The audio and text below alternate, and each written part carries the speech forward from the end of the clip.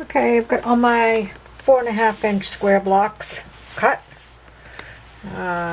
So now it's time to cut the green fabric. And this I need to cut into 25 strips, 2.5 inches wide, and then 10 strips, 2 1/4 for the binding. So, on to cutting the green. Okay, I have 25 strips, 2.5 inches wide. These need to be cut into 392 2.5-inch squares. Yeah, it's gonna take me a while. Also had the binding cut, 10 strips, 2 1/4 inches wide for the binding. So that's all done. This is my leftover. So 392 2.5-inch squares.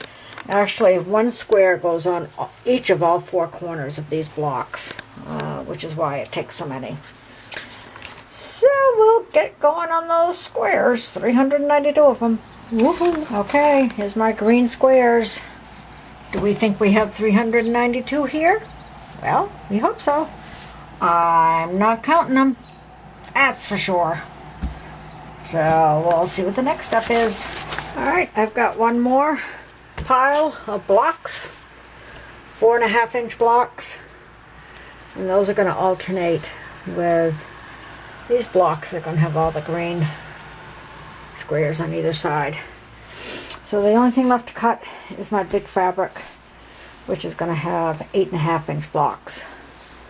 So I was going to wait, but I might as well get all my cutting done. So here we go. I'll cut these blocks.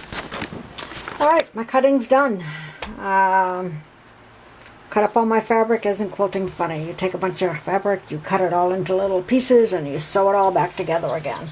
So, probably going to find a container to keep these in, probably keep these in, and my borders and whatnot and binding in.